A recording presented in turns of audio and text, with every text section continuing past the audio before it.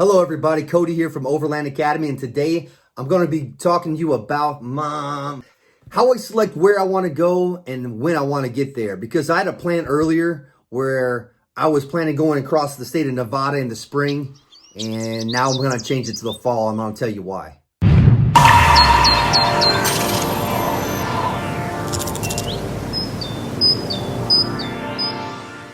All right. So in the process of trip planning, you come across a bunch of things. Weather is going to be a big factor, especially in the deserts, really anywhere, because who's ever been in a desert in a rainstorm? It's not cool. Well, it's fun in a lot of ways, but it can be very dangerous because of flash floods. And then also it makes some of the areas that are dry and easy to pass wet and impossible to pass. The temperatures in the desert are always best in the spring and the late fall, early winter. The big difference between the late fall and early winter is going to be spring is going to rain a lot more than it is then, and it's a lot easier to predict. So I normally like to do my desert crossings late September, early October. So that's kind of why I flipped everything. So if you see here, I got California, I got Nevada, Utah, and Arizona. I mean, they're pretty much spot on. I've done a stellar job drawing these, I guess. And then you see some little red dots here. That's just a route.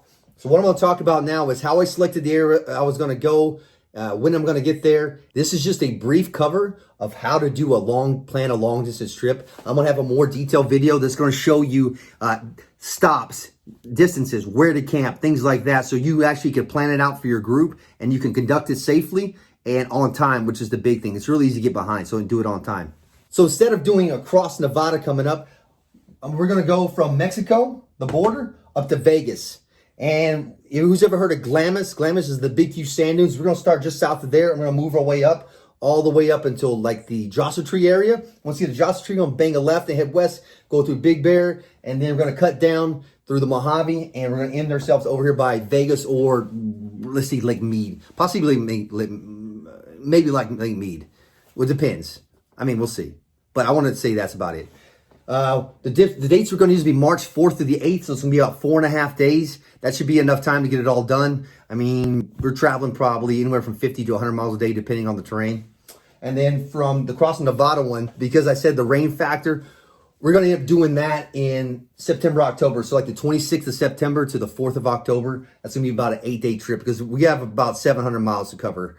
And the terrain, I mean, to see things and check things out, you want to have at least about 8 days for that. The big part here, this is the very top level planning, how I pulled this off so far and realized what we can do, what we can't do.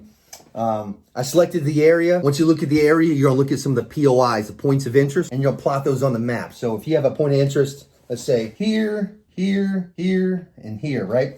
Those are my points of interest. Those are things I want to see while I'm out traveling, right? I'm like, good.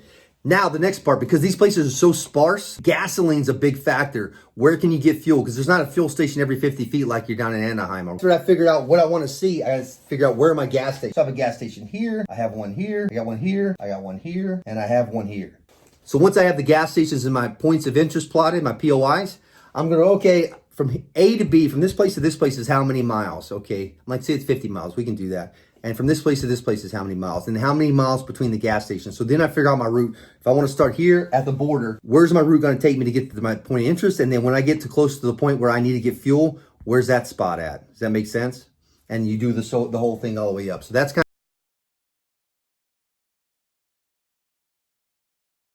of the very top level planning of a long distance trip where you're not going to run into gas stations. Because the last one we had, Utah, we went 600 miles all on trail with, very small shots of pavement between that was only to get fuel. And there was only three fuel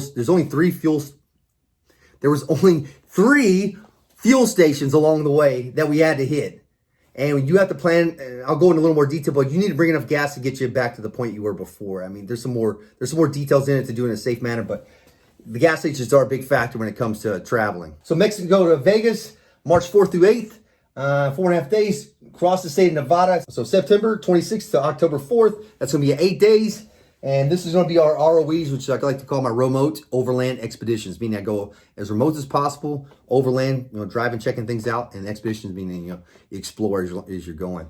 So that's my 2020 plan. If you want to join the trips, you're more than welcome. I'd be happy to have you. So go to my Facebook page, Overland Academy. You'll see an event created. Go ahead and sign yourself up. Next, go to Vegas trip.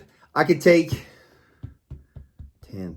13 vehicles, including myself, 14. 15 will be the max across because the areas we're going through. 15 will work. That'll be fine.